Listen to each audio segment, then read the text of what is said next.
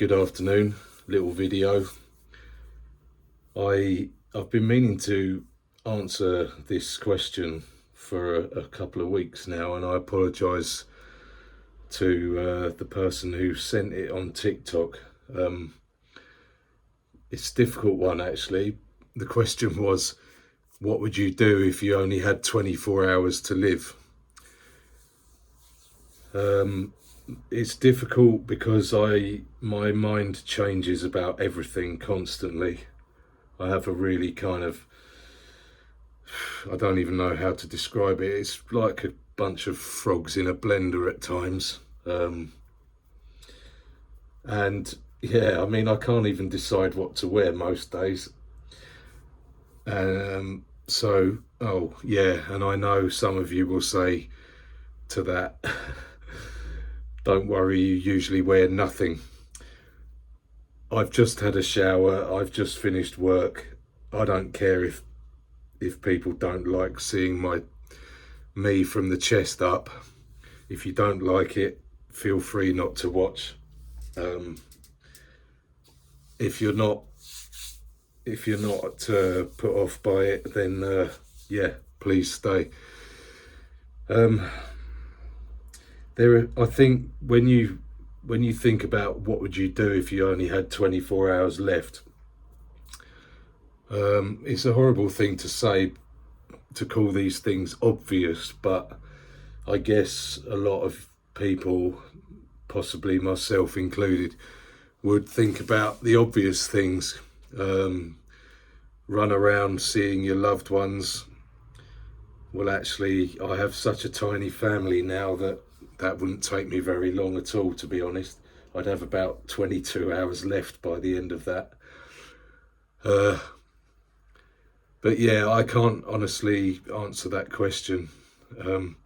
So I'm going to move on to, it's something that has been touched on a few times now.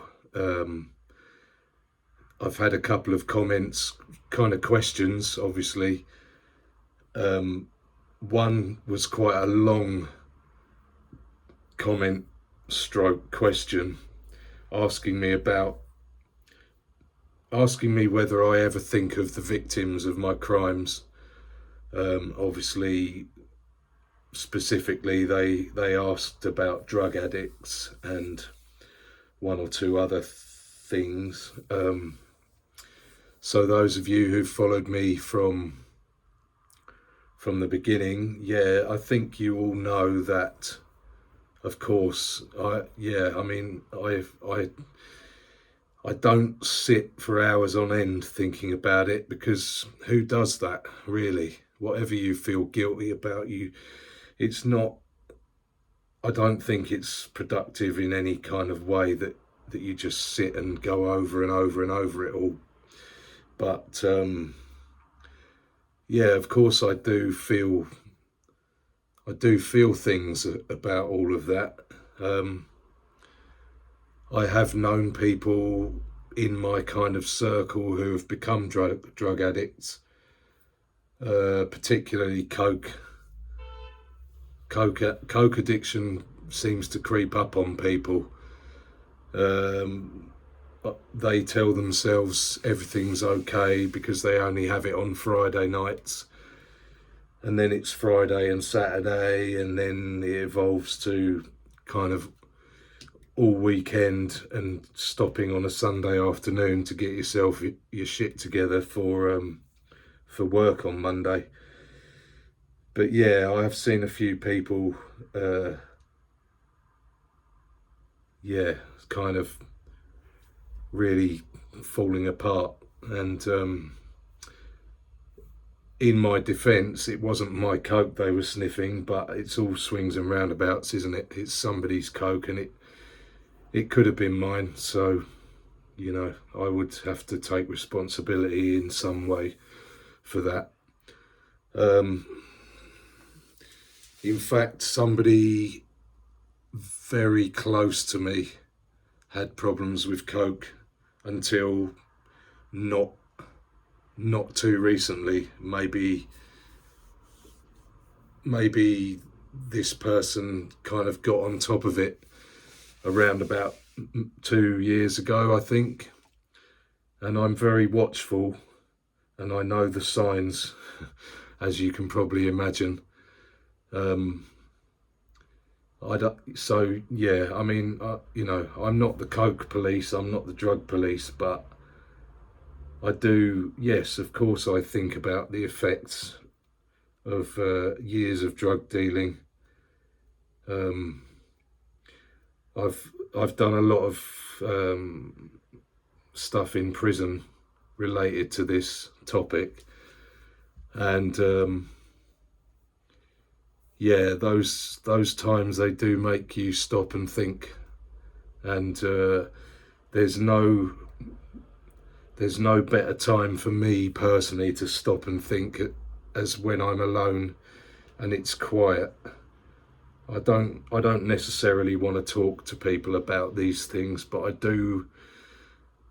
It's the same with everything in my life. I like to reflect, and I like to quietly analyse and dissect and rebuild and so on and so forth.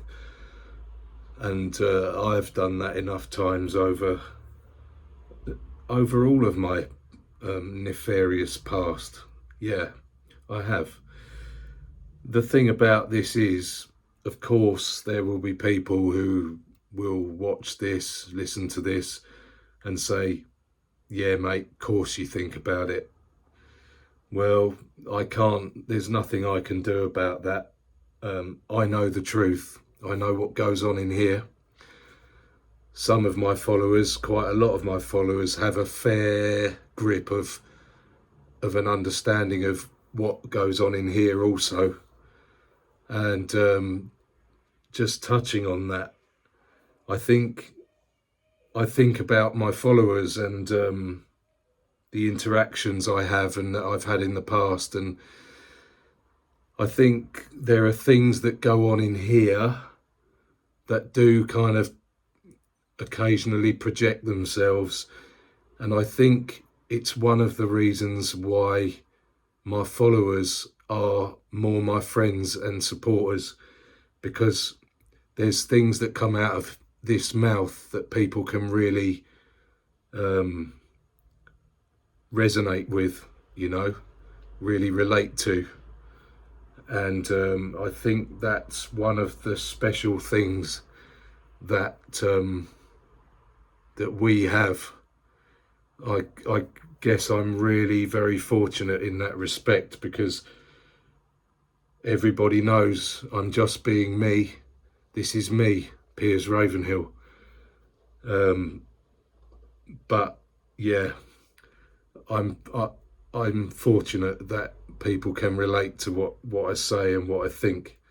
So I guess my conclusions from that are that there are far too many people who have suffered the same kind of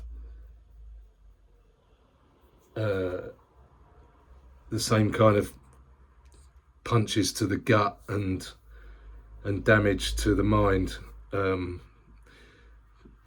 You can recover from it, as you know, but every little chip away at your head and your heart, it can never quite fully repair itself. It does a damn good job, but so I guess all of us, or a lot of us, can relate to that, and the fact that it seems we are a kind of a family, my TikTok wives and everybody else, of slightly just slightly damaged goods. I don't think there's anything wrong with that. It's just the way it is. And but I do take it seriously, and I do try to interact. It's not easy, as you all know, and it's getting harder and harder, but I'm thinking of you people. That's what I'd like to say to finish this video. I do think about you all. I think about things that are said, comments that are made, and I know that I'm very lucky. Have a good evening.